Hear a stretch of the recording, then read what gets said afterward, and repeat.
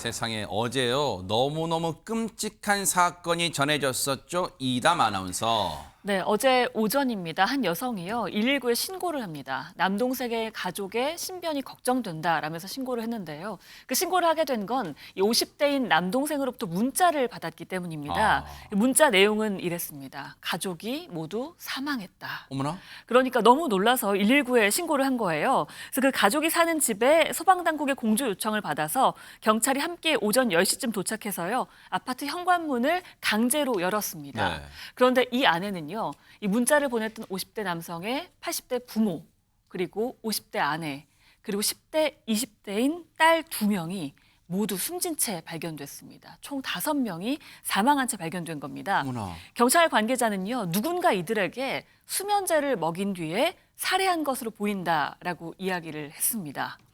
집안에서 벌어진 일이기 때문에요. 이 집안에서 대체 무슨 일이 있었던 건지 굉장히 많이들 뭔가 일이 있었던 거 아닐까 싶을 텐데요.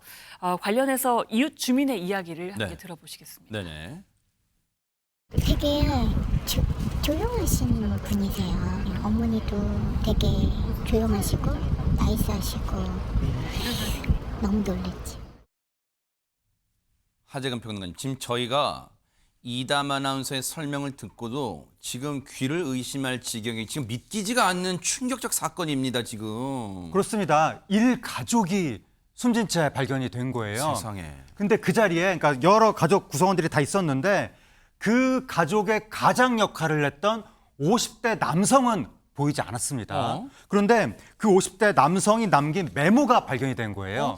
그 메모를 딱 보니까 네. 뭐라 써 있었냐면 가족을 다 죽이고 나도 죽겠다.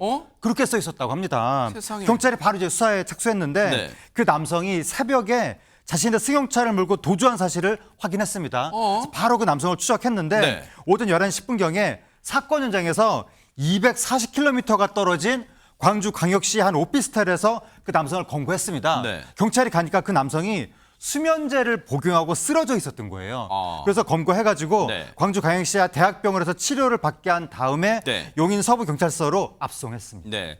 일단은 치료를 먼저 받게 한 다음에 의식이 회복되니까 용인경찰서로 이 압송을 해서 조사를 해봤을 거 아니에요. 최재범 교수님, 대체 왜 저런 충격적 경악스러운 사건을 왜 저질렀답니까? 현재까지 조사 결과만 종합해서 말씀을 드리면요. 50대 가장은 원래 하는 일이 아파트 분양 사업을 했다고 해요. 네. 그 과정에서 계약자들로부터 사기 혐의로 피소가 됐다고 하고요. 큰 규모의 채무를 떠안게 될 처지에 몰리자 이런 일을 저질렀다고 합니다.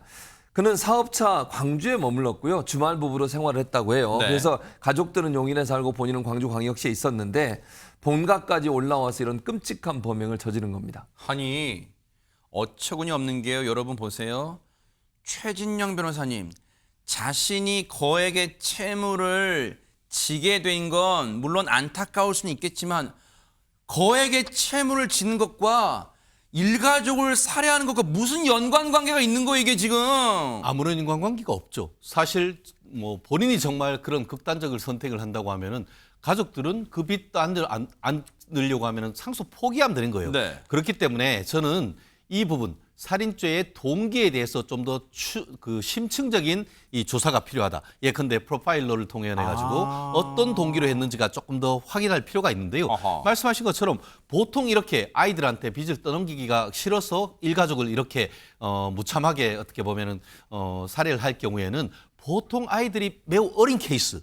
아이들을 자기 마음대로 할 세상에. 케이스가 그런데 이번 같은 경우에는 20대, 10대에 다 거의 사실상 다 큰 따님이었단 말이에요. 세상에. 그렇다고 하면은 지금 얘기하는 것처럼 과연 빚을 떠넘기 싫어서 그런 경제적인 이유 때문에 이와 같은 무참한 일을 했는지 그렇기 때문에 이 살인죄는 전형적인 동기 범죄이고 이 동기에 대한 추가적인 심도 깊은 조사 반드시 필요하다고 봅니다.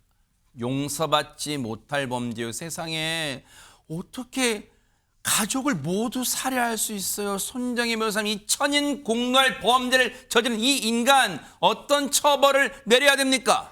네, 살인도 아니고 존속 살해까지 있는 상황이고요. 피해자가 무려 5명입니다. 세상에. 우리가 2명 이상 사망하는 연속적인 살인 사건을 연쇄 살인 사건이라고 규정할 때 한 네. 사람이 5명이나 살해한 오, 끔찍한 세상에. 사건이기 오, 때문에 세상에. 아마 법원에서는 선고할 수 있는 최대형 무기징역형 이상을 피하기 어려운 사건이 아닐까 생각이 들고요. 네.